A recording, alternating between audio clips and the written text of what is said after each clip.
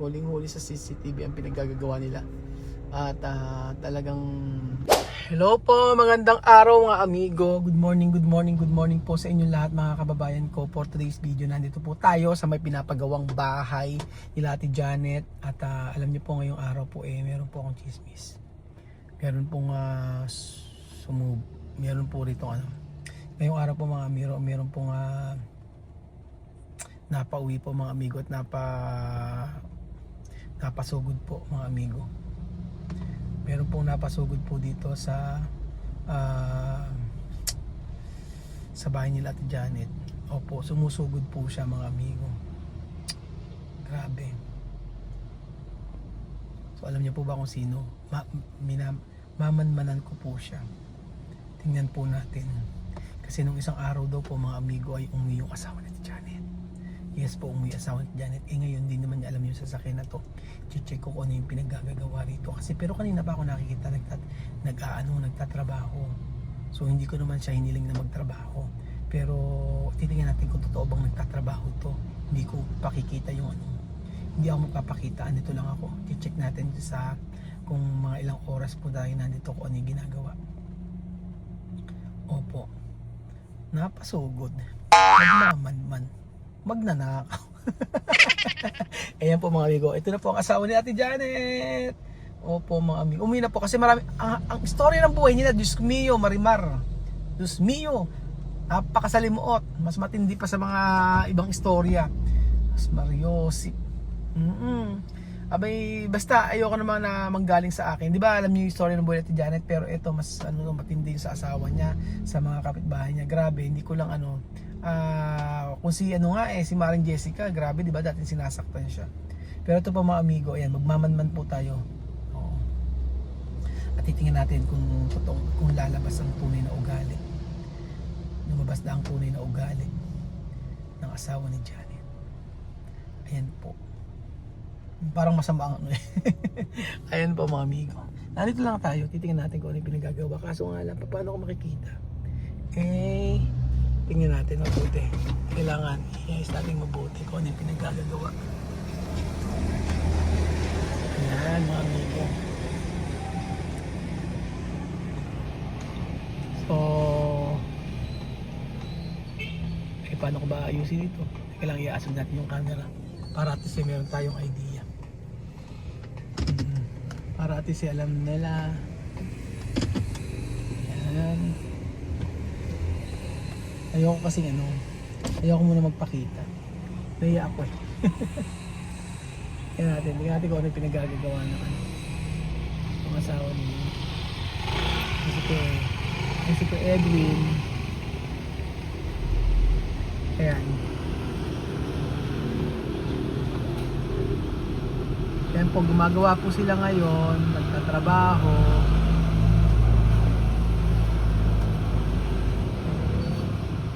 Ayan po. Kitang-kita po mga amigo sa CCTV ang ginagawa po nila.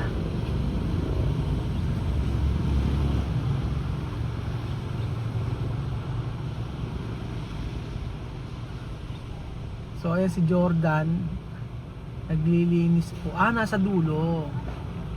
So nasa dulo po si Jordan, ayan. Ayan si Ate Bebe.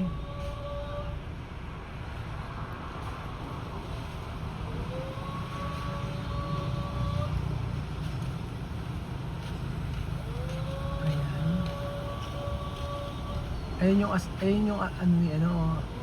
yan yung asawa ni teka lang muna si Ate Bebe. Si Ate Bebe Chismosa. Ayusin muna natin. Ayan si Ate Bebe Chismosa. Ayan Chismosa. ito yung ito yung asawa ni Ate Janet. Pero kanina pa siya nagtatrabaho, nakita ko. So may kausap.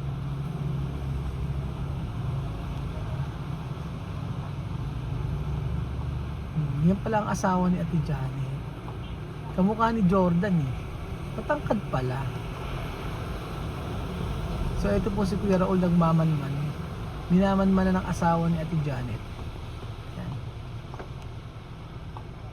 Pero kanina nakita ko naglilinis naman siya. Tumutulong, in fairness.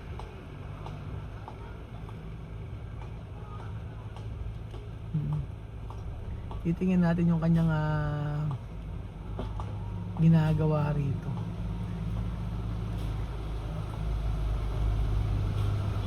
Alam niyo yung mga tauhan namin, mga amigo, kahit ano yan, hindi magtatrabaho yan. Kahit wala nakabantay.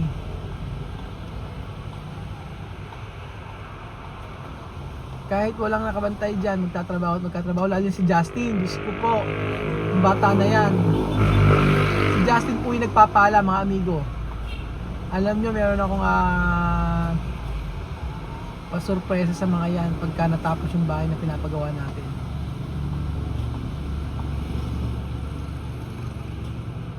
So titingnan natin mga amigo ang gagawin.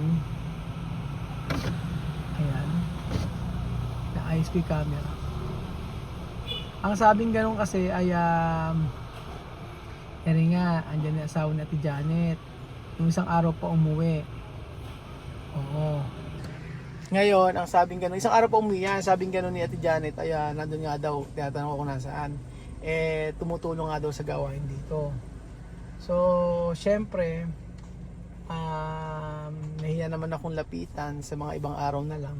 Gusto ko lang makita yung kanyang kung totoong tumutulong. Kasi gusto ko yung gano'n, yung hindi nakikita. Kasi minsan, di ba, pag nakita tayo, pag sa vlog, makikita, di syempre tutulong kasi nakita may camera. Pero, based naman sa aking nakita,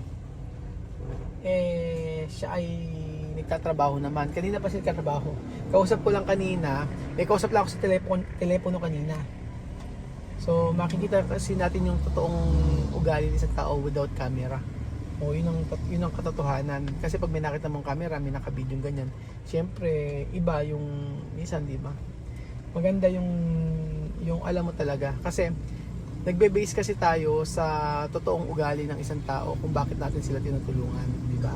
Nagbe-base tayo kung papaano sila tutulungan, depende po kung papaano tayo itrato. Ganun po mga amigo. So ayan po mga amigo, yan natin, iayos natin ang ating camera. So ang sabi nga nun ay tumutulong daw dito, pero nagse-cellphone lang naman siya ngayon. Pero kanina kasi nagtatrabaho, nakita ko eh.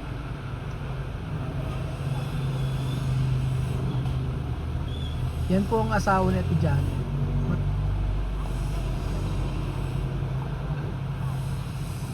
Di mo si Kuya Edwin foreman yan. Pero nagtatrabaho. Di ba? Alam mo talaga na ang isang tao ay masipag. Kaya si Kuya Edwin, tinuturing ko yan na yung foreman natin na yan, si Kuya Edwin, tinuturing ko yan parang pamilya.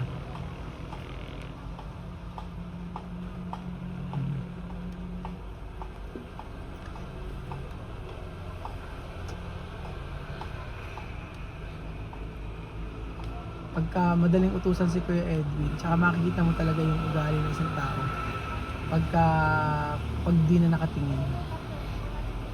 Pag hindi na nakatingin, hindi ka na nakatingin,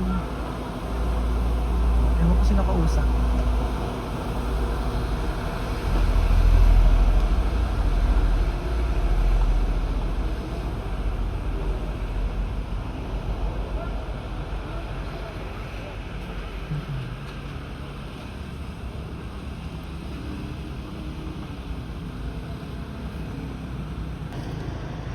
So ayan po mga amigo, kanina habang kasi hindi ko na i-video kanina eh, nakita ko na yung asawa ni Ate Janet nagpuputol ng puno, naghahakot ng mga puno kasi tinanggal yata yung puno nila.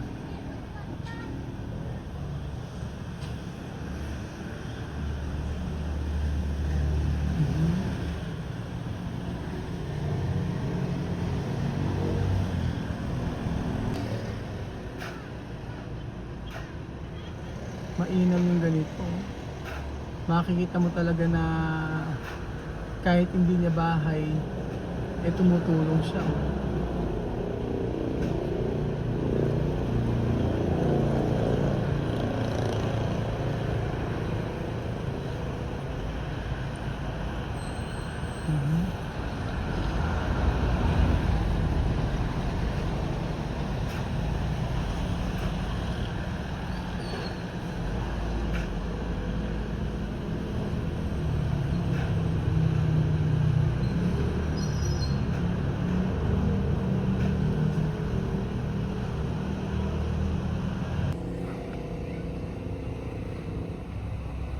Pati yung asawa ni Jessica tumutulong din. Diba?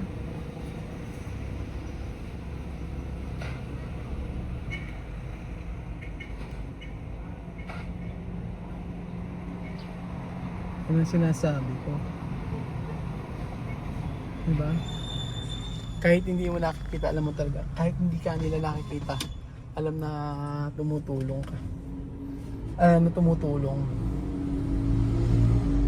Yung asawa din natin Bebe tumutulong. Oo, pati asawa ni Jessica. Ayun na, tumugagaw. Talagang tatrabaho. Diba? Yung pag ganyan mga amigo, yung mga taong tinutulungan mo, masarap tulungan. Diba?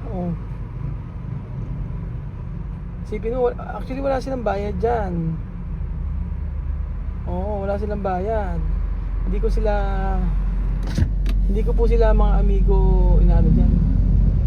Hindi ko sila pinagbabayad. Hindi ko sila alam pa sahod yung mga yan.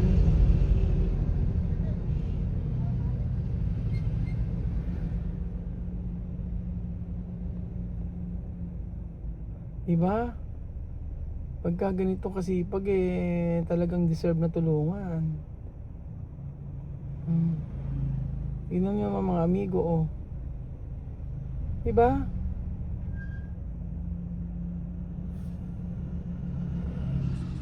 Ang ano nga sa akin, nagputol doon. Nakita ko kasi yung mga ito. Pakita ko sa inyo. Ito po. Ito, yung kanina kasi hindi ako nga naibibideo. Ayan. Nilinis ng asawa natin Janet lahat yan. Ayan lahat ng mga basura na yan. Yung mga puno, yung mga yan, pinagtatanggal. Yung puro basura, yung mga ano na to. Lahat yan. So kahit ano pala yun ang masasabi ko sa inyo, yun ang masarap tulungan dahil kahit na sabihin natin na hindi natin sila nakikita yung mga effort nila, hindi nila tayo nakikita nagbibideo pero nagtatrabaho sila. Yung effort nila is okay na para sa akin. Masaya na ako sa ganun. Kaya po sabi ko nga po sa inyo mga amigo, sa kila Ate Janet na lalo na kila Ate Bebe na napaka sarap tumulong talaga. Sabi ko, Ate Bebe, alam mo masarap kayong tulungan kasi hindi kayo abusado. Hindi abusado. At yung iba sabihin na ang hirap tumulong kasi inaabuso ka na. Ganun. Ang hirap tumulong kasi ang dami mo na naibigay pero inaabuso ka, ang daming hiling, di ba? So, sarap tumulong pag ganyan na hindi ka inaabuso. Yung alam nilang pinapahalaga nila yung bawat tulong na ibinibigay mo. Then, yun ang pinaka-importante mga amigo. Ang maibigay sa kanila yung tulong na nararapat at tulong na alam natin na magiging masaya sila. Yun ang napaka-importante at napakasaya sa pakiramdam kasi Pilipino po ito. So ayan po mga amigo, huling-huli sa CCTV ang pinaggagawa nila. At talagang makikita mo na sila ay nagsisikap para sa maayos yung bahay nila. So pasahurin or hindi pasahurin, magkatrabaho sila. Thank you so much po mga amigo at God bless po. Dumaan lang ako dito at uwi na rin ako mga amigo. Nag-withdraw lang ako kasi kami ay magbabayad ng mga obligasyon. Salamat, God bless.